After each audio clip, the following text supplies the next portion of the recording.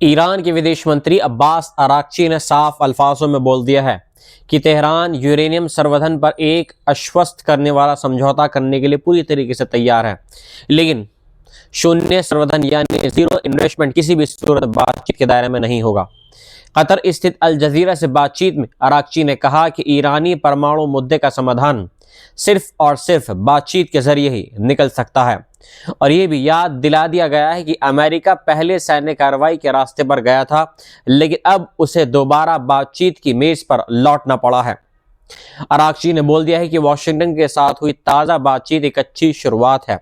लेकिन दोनों देशों के बीच भरोसा दोबारा कायम करने के लिए अभी लंबा रास्ता तय करना बाकी है। उन्होंने जोर देकर कहा कि ईरान का मिसाइल कार्यक्रम ना तो पहले कभी बातचीत का हिस्सा था और ना भविष्य में होगा,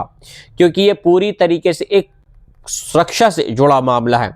अराक्ची ने यह भी कहा कि ईरान बातचीत के जरिए विश्वास बहाली के लिए तैयार है, ताकि एक निष्पक्ष और विन टू विन समझौता हो सके और ऐसा समझौता किया जा सके जिससे यूरेनियम इन्रिचमेंट को लेकर सभी पक्षों को आश्वासन मिले। लेकिन इसके साथ ही उन्होंने दो टूक बोल दिया है कि जीरो इन्वेस्टमेंट टेबल पर नहीं है, क्योंकि इन्वेस्टमेंट ईरान का सुनिश्चित अधिकार है और इसे जारी रह नहीं होगा। उन्होंने बोल दिया है कि बमबारी तक ईरान की क्षमताओं को खत्म नहीं कर पाई। क्षेत्रीय सुरक्षा पर बात करते हुए अराक्ची ने कहा कि ईरान अपने पड़ोसी देशों को निशाना नहीं बनाना पश्चिम एशिया में मौजूद अमेरिकी सैन्य ठिकानों को अपना लक्ष्य मानता है,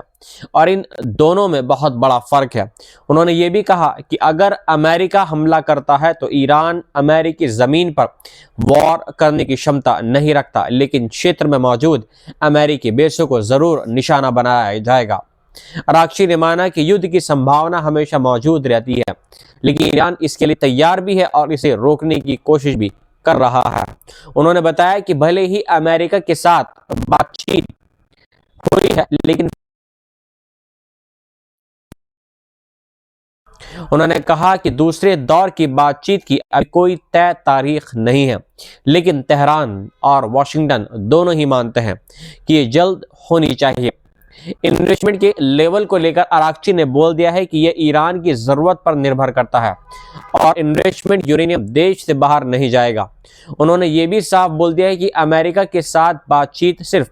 परमाणु मुद्दे तक ही लिमिट रहेगी और किसी अन्य और विषय पर चर्चा नहीं होगी। अराक्ची ने बोल दिया है कि ईरान संवर्धन के स्तर को कम करने के लिए तैयार है, लेकिन क्षेत्रीय युद्ध नहीं चाहता और ना ही क्षेत्र के अन्य देश ऐसा चाहते हैं। उन्होंने चेतावनी दे दी है कि किसी भी अमेरिकी हमले से ये स्थिति बदल सकती है। अराक्ची ने बताया कि उन्होंने मस्कट में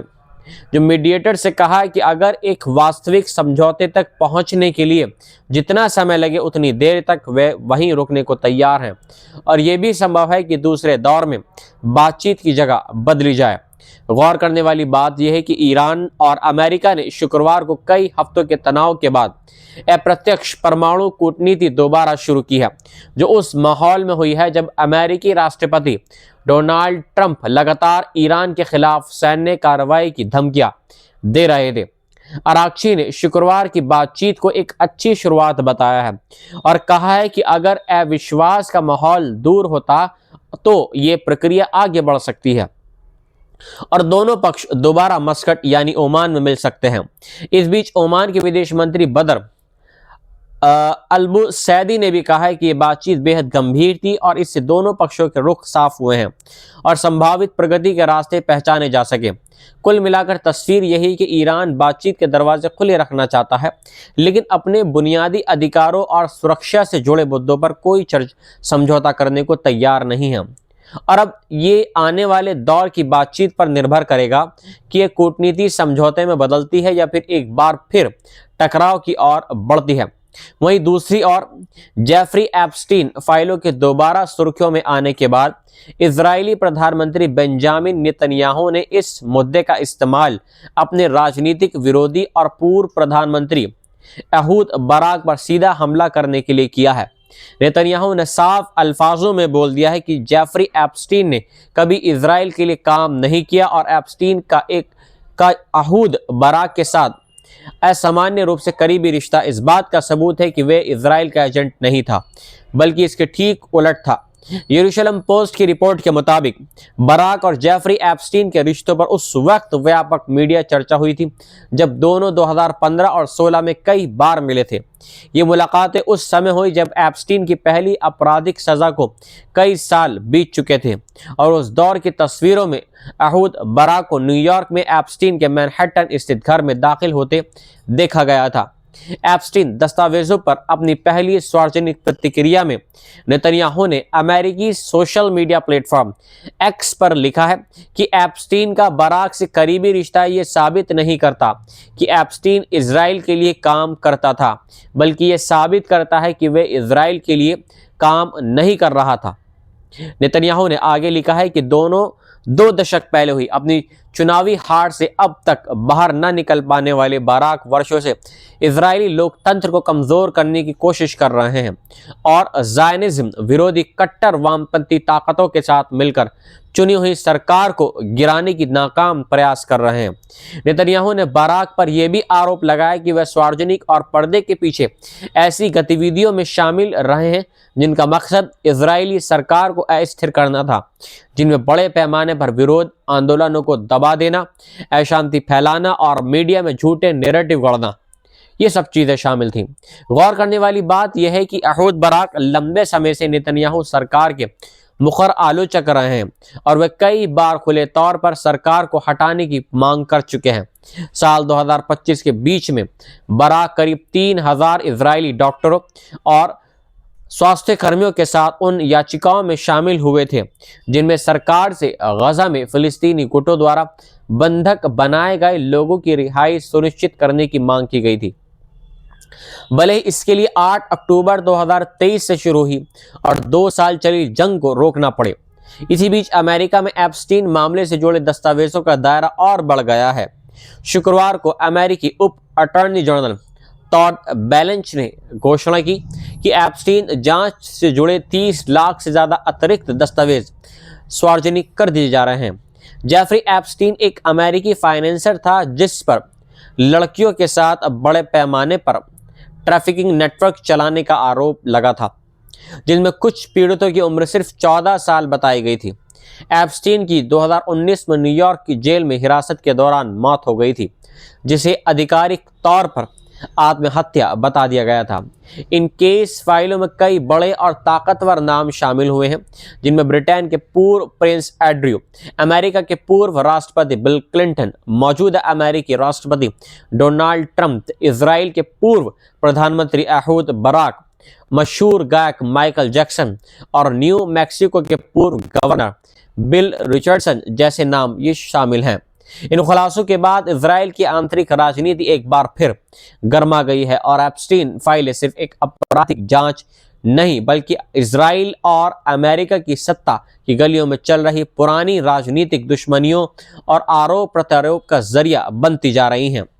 अब जरा बात कर लेते हैं ज़ोहरान ममदानी की। न्यूयॉर्क शहर के मेयर ज़ोहरान ममदानी ने शुक्रवार को एक अहम कार्यकारी आदेश पर एक हस्ताक्षर कर दिए हैं,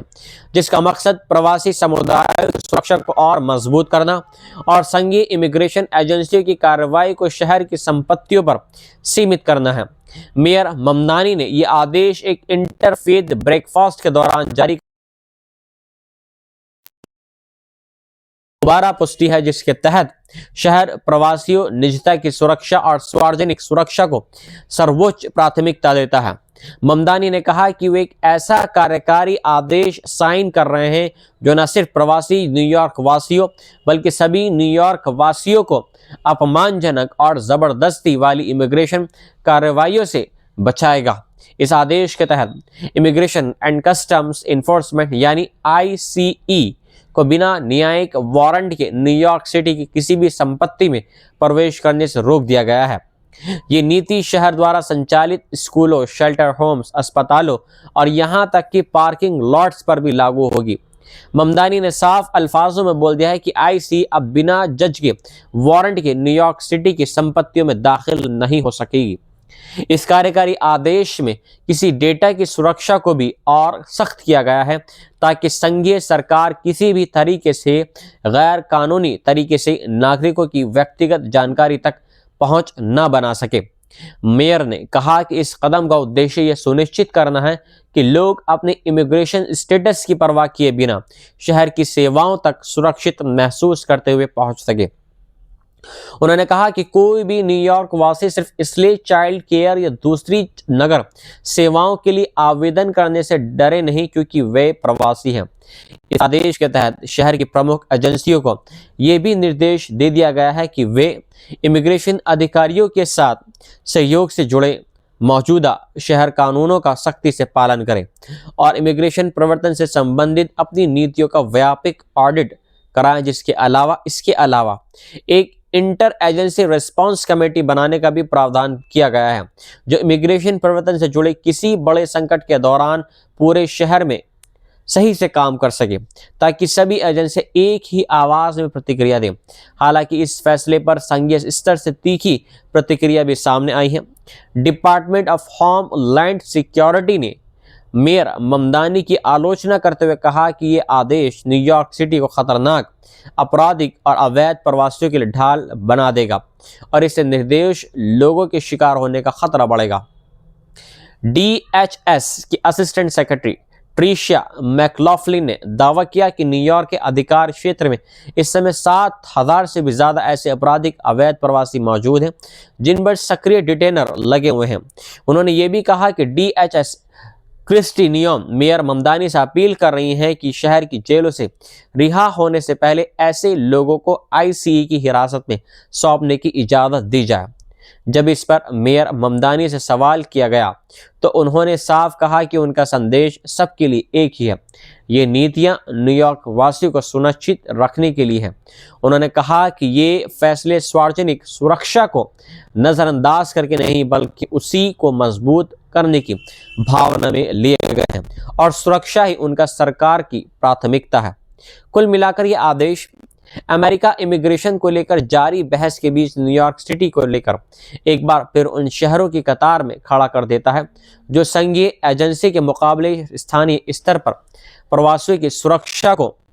प्राथमिकता दे रहे हैं।